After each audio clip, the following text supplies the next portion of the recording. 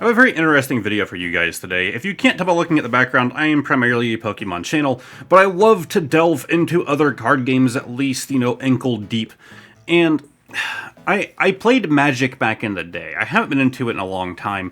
And at my card store, they've had these for a while. They have all their Magic stuff in one section, and these were like next to the Magic things.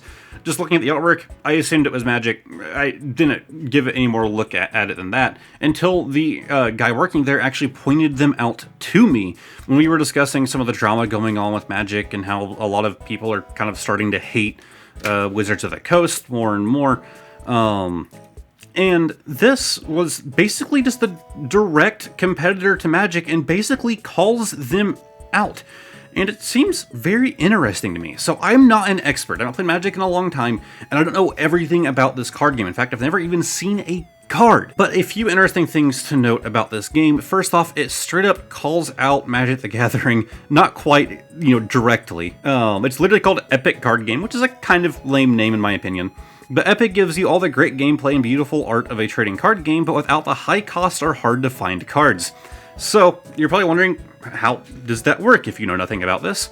Well, right here, it kind of gives you an idea as to all the cards you're going to get inside. This right here is an actual pack. Now you can see it's Epic Uprising Will of Xanos. If you look on the back, what's all this text right here? Let's zoom in a little bit. Hopefully that's nice and legible for you guys.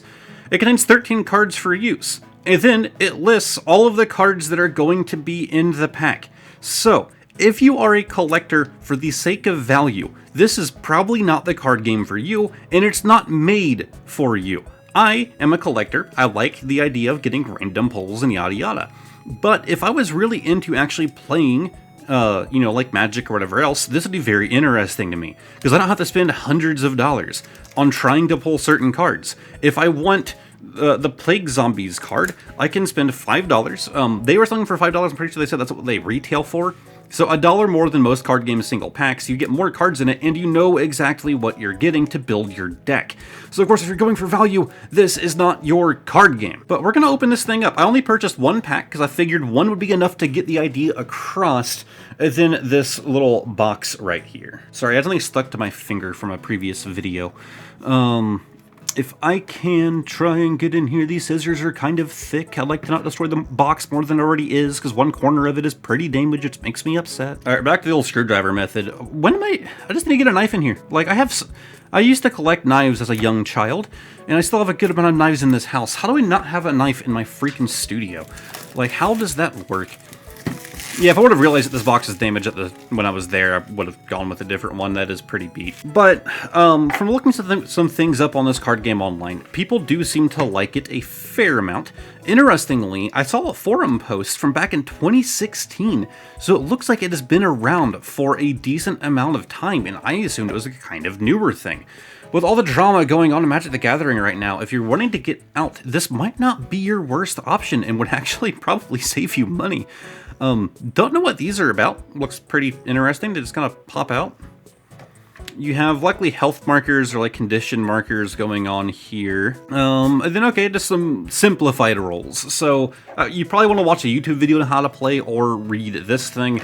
And then this is, I love when card games do this, when they come with like a simplified rules card, just for remembering specific things and not having to flip through this thing every time. But it looks like we do have 2 decks in here, so it looks like this is meant for, learning the card game for the first time. But from looking some things up on this game, a lot of, one description I saw, somebody said it's like Magic the Gathering if you skipped the first 7 turns. If you basically skipped the setup phase that isn't the most entertaining part of the game. People are also saying that because of the fact that these cards are made in this way, they're not made to have cards that you're going to be specifically targeting and going after for the sake of value and rarity. They're not trying to hype you up with certain cards. The game, apparently, people are saying is very well balanced for that reason. Okay, so the back of a lot of these are all tokens. Okay, that's actually a token on both ends. I'm confused here. So what do we have going on? So we have Fate Manipulator, and the artwork is mostly what I'm interested in. Because like I said, I haven't actually played this card game. I would like to learn a decent amount about it. But people are saying it is just a lot like Magic the Gathering, but without a lot of the more boring aspects and without the sunken money cost, because these are like cheap. Apparently there is a draft version of this game. Somebody was saying you can spend like $15 to do draft with, okay, I think these are just like all tokens here. Got it. So some cards and a bunch of tokens.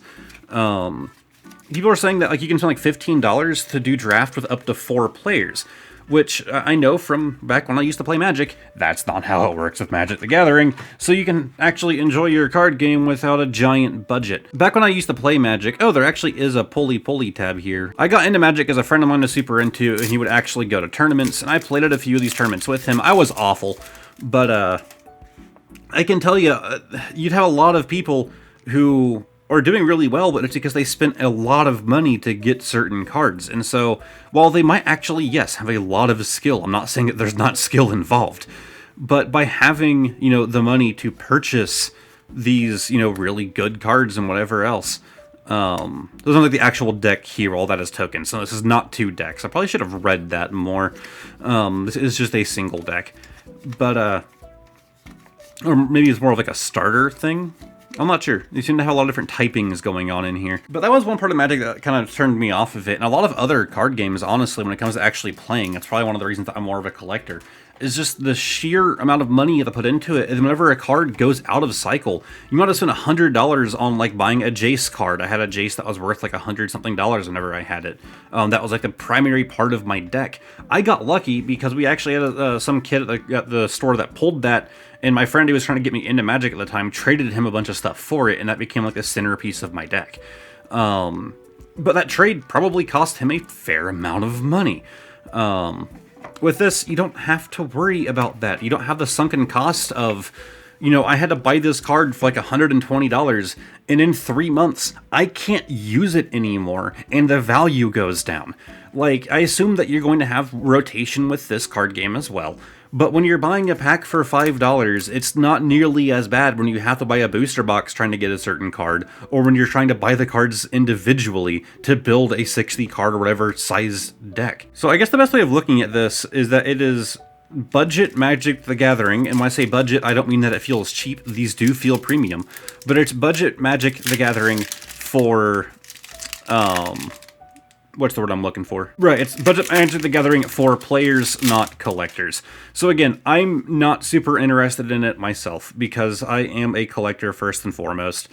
But I know there's a lot of things going on in the Magic the Gathering community with, you know, the D&D community, because they're all owned by Wizards, where Wizards is once again showing that they are not a, wow, that's very Assassin's Creed-like / Prince of Persia. That they are not, you know, a very consumer-forward company. I feel like they certainly have been in the past, but they have not always been. Yeah, I picked up this pack. They actually had a handful of them, specifically because I liked the Necromancer things going on, and yeah, we got some neat-looking cards in here, especially with that, the Corpse Monger, and of course, Thanos, the Corpse Lord. But I get a lot of people, they love Magic. It's going to be hard if, you know, with them being treated so bad as a community to actually leave. But I feel like finding a similar card game might kind of help you make that switch if your plan is to leave Magic the Gathering. I get that not everybody is. It's not this massive mass exodus, at least not to my knowledge. Editor's note here, on a recent return trip to my local card store where I actually bought these, they had a lot less Magic the Gathering things, and they've been seeing them slowly die off. They actually told me that because there are actually so many players leaving the game, their sales haven't been as good, and they're actually going to be holding off on purchasing too much new Magic the Gathering product, and it definitely shows by looking at their store shelves. They claimed that they're seeing less and less people coming in to buy them, and they're going to be a lot more tentative with purchasing more Magic the Gathering things until they can start to see things level out and perhaps players returning. Granted, this is only one individual card store's opinion here, and that's all I really have to go off of, but it looks like more people are leaving the game than I had originally thought. But I understand why people are wanting to get out, and if you're trying to find something similar, this is certainly not a bad choice. Of course, for my own personal viewership, I would rather you get into this, but I know it's not for everyone. But yeah, very interesting card game. I pick some more of these up just for the sake of, you know, because of my collector brain. Now that I have some, I want to have some more. but very interesting. If you guys have any other card games you want me to do a little dive into, maybe a bit more research than I did on this one, let me know. But even if you don't plan on leaving Magic, I at the very least recommend looking into this, seeing what other people are saying about it, and heck, buy a box. They're not very expensive, and it could be, you know, a good, fun game, even if you don't leave Magic, just a thing to play on the side with your friends. So if you guys enjoyed this video, give it a like, subscribe to the channel. Of course, it's mostly Pokemon themed, so if you like seeing me trying to pull expensive crap, then subscribe. If you're only here because you don't feel like you have to, thank you guys very much for watching, and hopefully I will see all of y'all next time. Goodbye for now.